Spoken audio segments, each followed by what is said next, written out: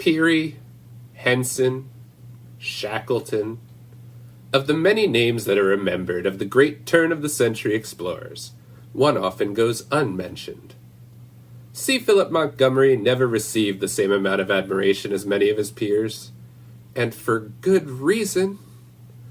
Although he had made an astonishing 22,000 unique artifact discoveries over the course of his career, an astonishing 21,000 of those pieces went mysteriously missing on the black market. That's 95%. Poof! Gone! C. Philip Montgomery has been called many things.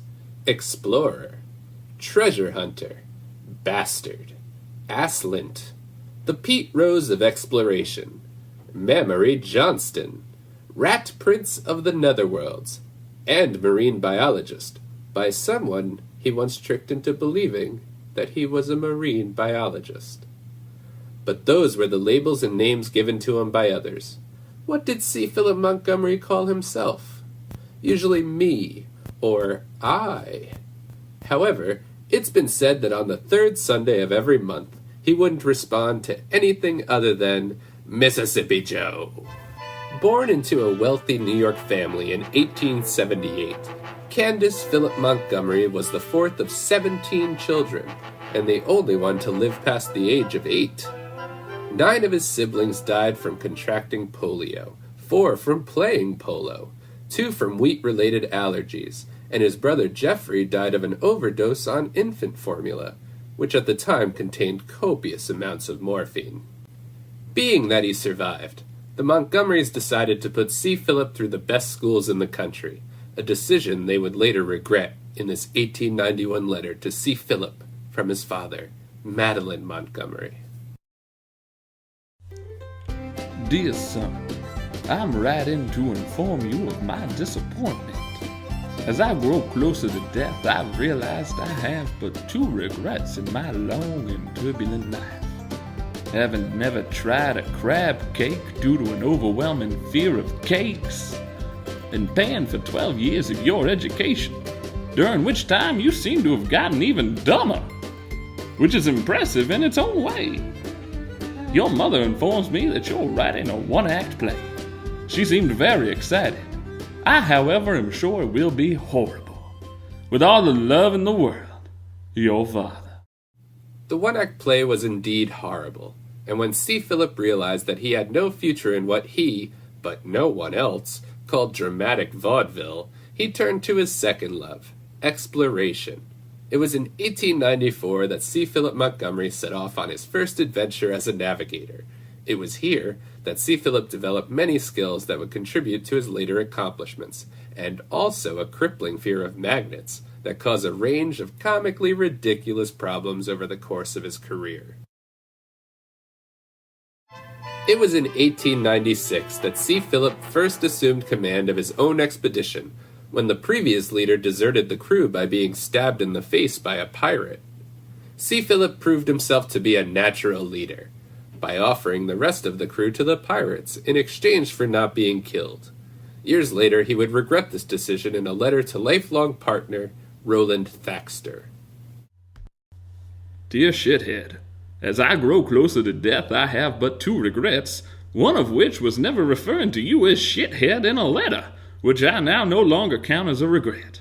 I also feel kind of bad about giving up my crew to the pirates in 1896, but what could I have done? I really liked living. I'm not sure how the rest of the crew felt, but I can only assume that they didn't like living quite as much as I did. With all the love in the world, C. Philip Montgomery. Roland Thaxter was a fresh-faced graduate of Yale when he first met C. Philip Montgomery in 1897, an incident he later regretted in this 1936 letter to former crew member Martha Frambois. Dear Martha, as I look back on the years we spent together exploring the world, I find I have but 2 regrets. One was that thing I did to your lipstick that I never told you about. I feel really bad, but that's why you have herpes, not because of the dead seal. The other was having ever met C. Philip Montgomery in that damn library. I guess I was thrown off by the fact that he was in a library, but that is the best place to be if you want people to think you know how to read. With all the love in the world, Roland Steel Dragon Thaxter. P.S. What's up with this Hitler guy, huh?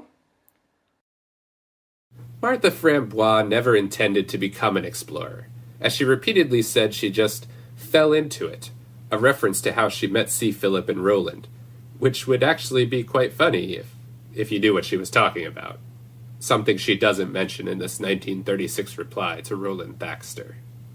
Dear Rufus, I don't regret to inform you that I had herpes well before I met you, and am pretty sure that I am the reason you have herpes, and not the other way around.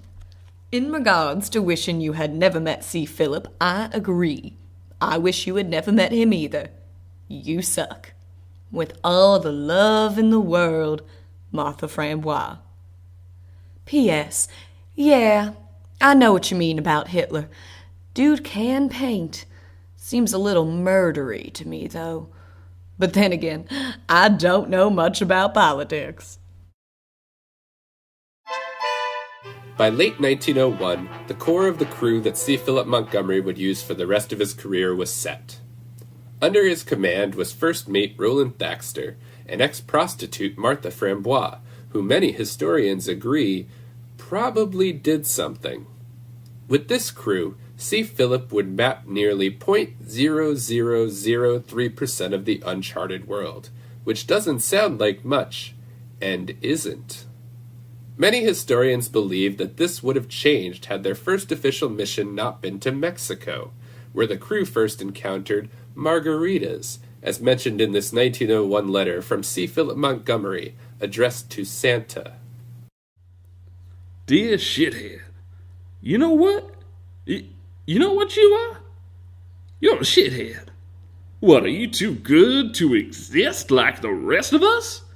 Make me another margarita, Martha. Make it yourself, ass. I will make it myself. Soon realizing that the constant margarita drinking was having a negative effect on the crew, Roland Thaxter intervened. Seriously, guys. Let's just... Seriously, we need to stop drinking these delicious margaritas. Roland Thaxter, 1901.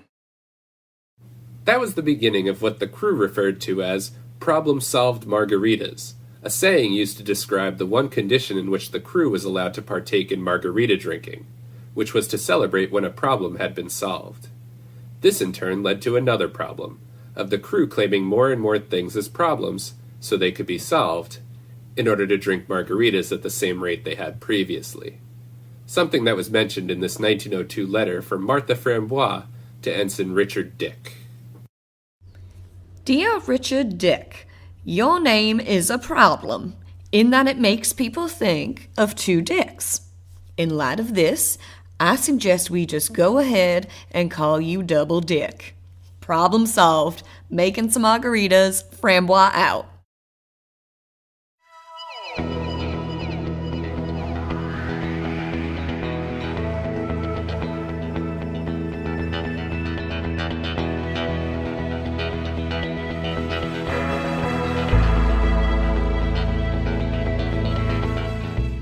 With the exception of everyone, the crew became lifelong friends, eventually trusting their lives to each other, and when that didn't work out, learning to trust no one. From 1901 till 1929, C. Philip Montgomery and his crew went on adventures so fantastic that we decided to leave them out of this documentary. Towards the end of his life, C. Philip Montgomery grew increasingly hostile towards himself. The police were called numerous times to his house on charges of domestic violence, which were soon dropped when it was realized that C. Philip was home alone. On his deathbed in 1957, C. Philip reportedly uttered his last words to his maid. Those words? Put it back.